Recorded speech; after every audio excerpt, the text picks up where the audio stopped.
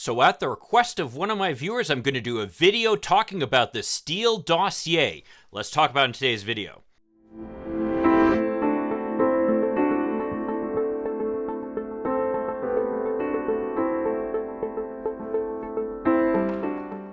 Hi, I'm Mike Greiner. I'm a lifelong Democratic activist who's concerned about the direction our country is taking. If you share my concerns, maybe you could like this video and subscribe to this channel, maybe even click that little bell that will notify you when I post something new.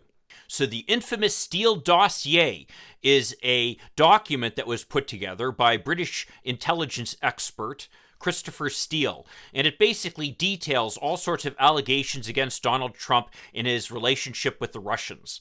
Many of these allegations, of course, are salacious and truly make Donald Trump look bad. Many in the media have jumped over some of these allegations, all excited to be able to report salacious facts about Donald Trump.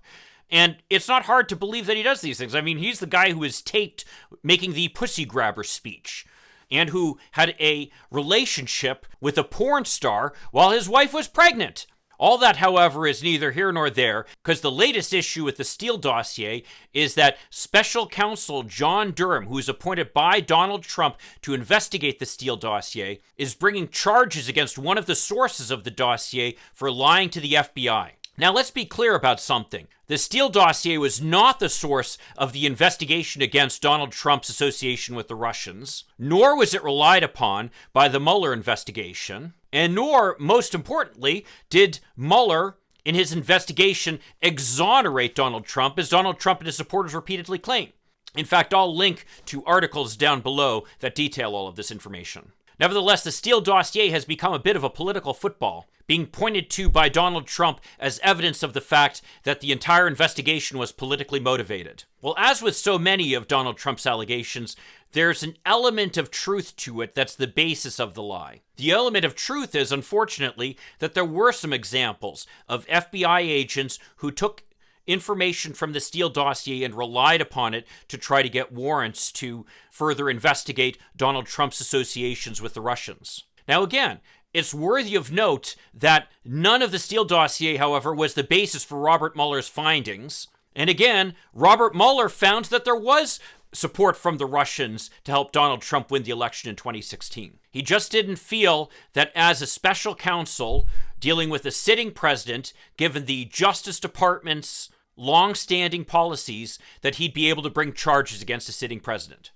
That's all. He didn't say that Donald Trump did not commit crimes. In fact, he specifically said that he believed Donald Trump did commit crimes. The bigger issue here, as far as I'm concerned, is this continued obsession that many of us have with Donald Trump and his personal foibles.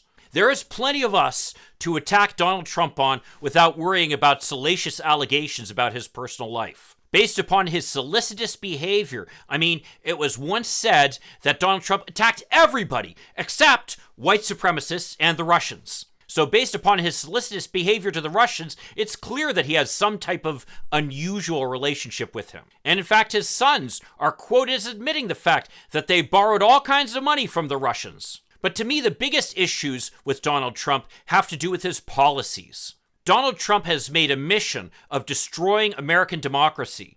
And when his supporters say that no other president has done as much as he has as president, they're right about one thing. He's probably done more than any other president in the history of America to destroy American democracy. His continued pushing of the big lie has created a deep rift in America, where you have a group of people who now are a substantial portion of the Republican Party who believe that Donald Trump actually won the election, when it's clear by every measure in every court that's looked at it, and even when Republicans have looked at the actual facts, they've found that Donald Trump did not win the election, and in fact he lost by a substantial margin to Joe Biden. What's more is we should be outraged about the role that Donald Trump has played in increasing the inequality of America with his tax giveaway to billionaires, and with the wholesale corruption and self-dealing that was going on in his administration.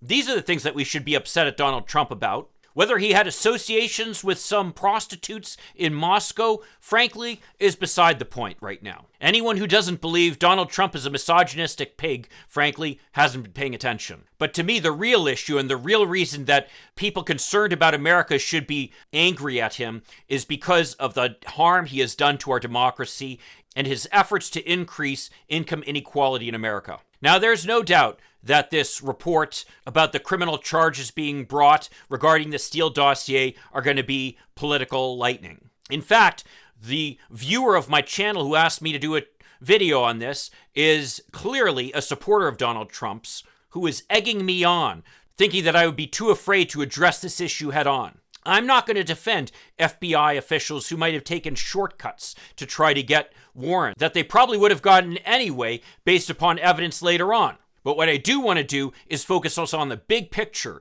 which is number one, Robert Mueller found that there was collusion with the Russians. Number two, Robert Mueller found that Donald Trump did likely commit crimes.